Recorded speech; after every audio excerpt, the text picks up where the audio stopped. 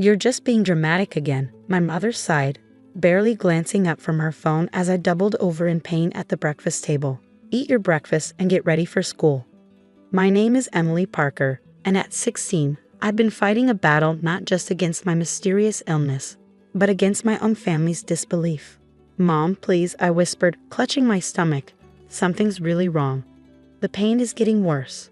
The room was spinning and black spots danced in my vision. My father slammed his coffee mug down, making me flinch. Enough, he snapped. Your mother and I are tired of these attention-seeking stunts. You've already made us late for work 3 times this month with your so-called emergencies. I tried to stand to prove I could push through like they wanted, but my legs gave out. I crashed to the floor, knocking over my chair. Instead of helping me up, my mother just rolled her eyes. And the Oscar goes to, she muttered. My younger sister Katie watched from across the table, her face a mixture of concern and confusion. At 12, she'd been taught to believe their narrative, that her big sister was just a drama queen looking for attention. This had been my life for the past 8 months. It started with fatigue and dizziness, then progressed to severe abdominal pain and unexplained bruising. Each new symptom was met with accusations and eye rolls from my parents. They were pillars of our community, my father a successful businessman, my mother head of the PTA. Their perfect daughter couldn't possibly be sick. Get up, Emily, my father ordered. You're going to school. I somehow made it to my feet, using the table for support. My vision swam, but I knew better than to complain. Last time I'd insisted on going to the hospital, I'd been grounded for a month for wasting their time and money. School was a blur of pain and exhaustion. My once perfect grades had started slipping, giving my parents more ammunition. See, this is what happens when you spend all your energy pretending to be sick instead of studying, they'd say. My best friend Olivia was the only one who believed me. She watched me deteriorate day by day, powerless to help. During lunch, I could barely keep my food down. You're getting worse, she whispered, watching me push my untouched sandwich away. You need to see a doctor. They won't take me, I replied, my voice hollow. They think I'm doing this for attention. That's when it happened. The pain in my stomach suddenly became unbearable. I tried to stand, but the world tilted sideways. The last thing I heard was Olivia screaming my name as everything went black. I woke up in the nurse's office with Mrs. Hanson, our school nurse, looking down at me with deep concern. Emily, I've called your parents, she said firmly, and this time they're going to listen. My parents arrived looking annoyed and embarrassed. We're so sorry about this, my mother started, her public face firmly in place. Emily has been. Mrs. Parker, Mrs. Hanson cut her off. Your daughter's blood pressure is dangerously low. She's showing signs of severe anemia, and those bruises on her arms are not normal. As a mandated reporter, I cannot let her leave without proper medical attention. My father's face darkened. Are you threatening us? No, Mr. Parker, I'm protecting your daughter. Either you take her to the hospital now, or I'm calling an ambulance. For the first time, I saw uncertainty flicker across my parents' faces. Their perfect facade was cracking. Fine, my father snapped. We'll take her. But when they tell us there's nothing wrong, you'll be hearing from our lawyer. The drive to the hospital was tense. My mother kept muttering about attention-seeking behavior, while my father gripped the steering wheel so tight his knuckles were white. I sat in the back seat, fighting waves of nausea, silently praying that this time someone would finally figure out what was wrong. In the emergency room, the doctor ordered immediate blood work. My parents sat impatiently, already crafting their angry speeches about wasted time. But when the doctor returned with my results, his face was grave. Mr. and Mrs. Parker, he said, his voice serious. We need to talk about your daughter's blood work. The look on his face made even my father sit up straighter. For the first time since I'd gotten sick, I saw fear in my parents' eyes. Something was very wrong, and this time they couldn't ignore it. The doctor's words hit like thunderbolts in the small examination room. Emily's blood work shows severe abnormalities. Her white blood cell count is critically high, and her platelets are dangerously low. We need to admit her immediately. My mother's perfectly composed facade cracked. What exactly are you saying? We need to run more tests, the doctor replied, his eyes fixed on me with genuine concern. But these results are consistent with leukemia. The word hung in the air like a heavy cloud. Leukemia. the thing I'd secretly feared during those long nights of unexplained pain, while my parents dismissed every symptom. My father stood up abruptly. "This is ridiculous. Our daughter was fine just months ago. She's been making up symptoms for attention, and now you're encouraging it with these dramatic diagnoses." The doctor's expression hardened. "Mr. Parker, I have your daughter's blood work right here. These numbers don't lie. If we don't start treatment immediately, your daughter's life is at risk." My mother's face had gone pale. But she was just being dramatic. "You thought wrong," the doctor cut her off firmly.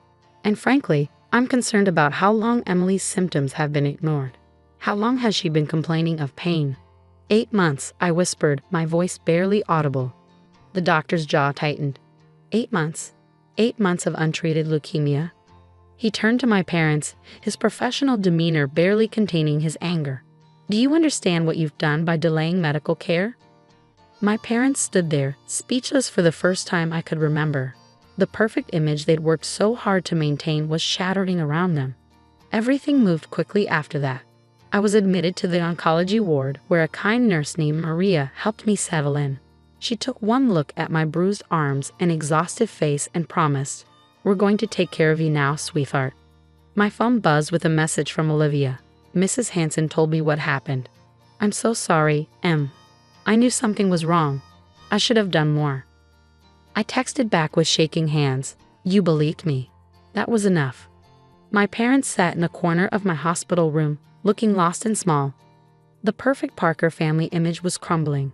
My mother's makeup was streaked with tears she couldn't hide anymore. And my father's authoritative presence had deflated into something almost unrecognizable.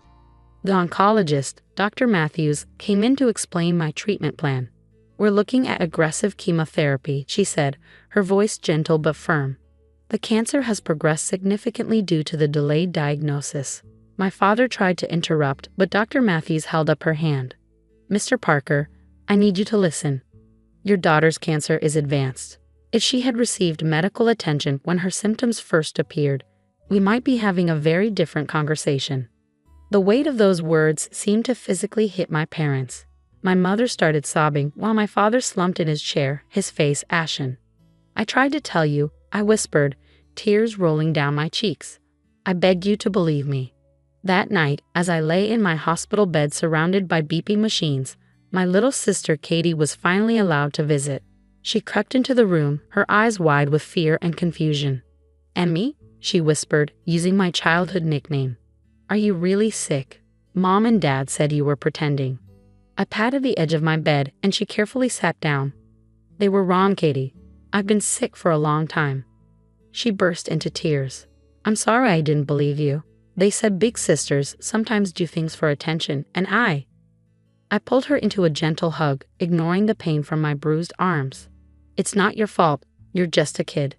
They're the adults. They should have known better." Outside my room, I could hear my parents arguing with Dr. Matthews about my treatment plan, still trying to maintain some control over the situation. But their voices no longer held the same authority.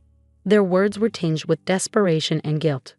Maria came in to check my vitals, shooing Katie out with a kind but firm reminder about visiting hours.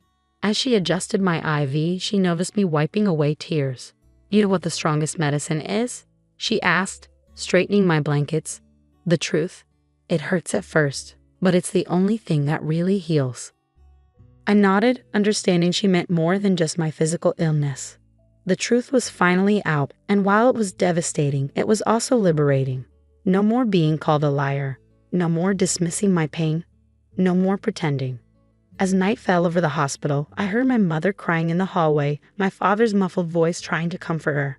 How did we not see it? What kind of parents are we? That was the question that would haunt them for a long time to come. 3 months into my chemotherapy treatment, my life had transformed completely. The hospital became my new home, with its rhythmic beeping machines and the constant flow of nurses and doctors. My hair fell out, my body weakened, but strangely, I felt stronger than ever before. Not physically, but emotionally. My parents' transformation was even more dramatic. Gone was their perfect facade, replaced by something raw and real. My mother stopped attending PTA meetings, spending her days instead in my hospital room, desperately trying to make amends. "I brought your favorite books," she'd say, arranging them carefully on my bedside table. "And I talked to your teachers about sending your assignments." Her voice would trail off, catching on the guilt that now constantly haunted her. My father's change was quieter but deeper. The man who once dismissed my pain now flinched at every wince, every grimace that crossed my face during treatment. I caught him crying in the hallway one night, talking to Dr. Matthews. "I failed her," he sobbed, his voice breaking. "I was supposed to protect her, and instead Dr. Matthews' response was firm but compassionate. "The best thing you can do now is be there for her. She needs support, not guilt." The truth of my condition had spread through our community, shattering the perfect image my parents had worked so hard to maintain. Their friends, who once praised them as model parents, now whispered behind their backs. The judgment in people's eyes when they looked at my parents was unmistakable. But something unexpected happened amid all this chaos. Without the pressure to maintain appearances, my family began to heal. Not just me, but all of us. Katie became my fiercest protector. She'd march into my room with determination, armed with board games and stories from school. "Jimmy Peterson said you were faking being sick," she announced one day, her chin held high. So I told him he was an ignorant bully and that he should educate himself about cancer. Just like Maria taught me to say. Maria, my favorite nurse, had become family in her own way. She was there during my darkest moments, during nights when the pain was unbearable and the fear overwhelming. "You're the strongest person in this hospital," she'd tell me, adjusting my medications. "And don't you forget it." Olivia visited every day after school, bringing homework and gossip and normalcy. She'd seen the truth all along, and now she made sure everyone else did too. She started a fundraiser at school for cancer research, wearing a bald cap in solidarity when I lost my hair. 6 months into treatment, Dr. Matthews called a family meeting. My parents sat rigidly in their chairs, holding hands so tight their knuckles were white. They'd learned to fear medical updates, carrying the weight of their delayed response to my symptoms. But this time, Dr. Matthews was smiling. "Emily is responding well to treatment," she announced. "The cancer cells are decreasing. It's still a long road ahead, but she's fighting hard." My mother broke down crying. Happy tears this time. My father just gripped my hand, unable to speak. "However," Dr. Matthews continued, her expression serious, "I'm recommending family counseling. What happened before Emily's diagnosis needs to be addressed." For once, my parents didn't argue or try to maintain control. They simply nodded, accepting that their perfect facade wasn't worth the price we'd all paid. The counseling sessions were hard but necessary. We talked about the pressure of appearances, about why they refused to see my illness, about how their denial had almost cost them their daughter. Slowly, painfully, we began to rebuild trust. 1 year after my diagnosis, I sat in Dr. Matthews' office for my regular checkup. My hair was growing back in soft patches, and my latest blood work showed promising results. "You know," she said, reviewing my charts, "when you first came in, I was angry at your parents. I've seen cases of medical neglect, but rarely from parents who cared so much about their children. They just cared about the wrong things." I nodded, understanding what she meant. "They changed," I said quietly. "We all have." That evening, my family gathered in my hospital room to celebrate my latest clean scan. Katie had made a card covered in glitter for my brave big sister. My mother brought real homemade soup instead of trying to pretend hospital food was just fine. My father sat quietly, but his eyes never left my face, as if still afraid I might disappear if he looked away. "I'm sorry," he said suddenly, his voice thick. "We should have believed you, should have listened." "I know," I replied, reaching for his hand. "But you're listening now." Sometimes the hardest truths are the ones that heal us the most. My illness had shattered my family's perfect facade, but in doing so, it had allowed something real and honest to grow in its place. We weren't perfect anymore. We were better than that. We were real. Maria popped her head in, smiling at our little gathering. "Look at you all," she said warmly. "Now that's what healing looks like." And she was right. We were all healing, not just from cancer, but from the lies we told ourselves about what family should look like. The truth had set us free, even if the path to it had been harder than any of us could have imagined.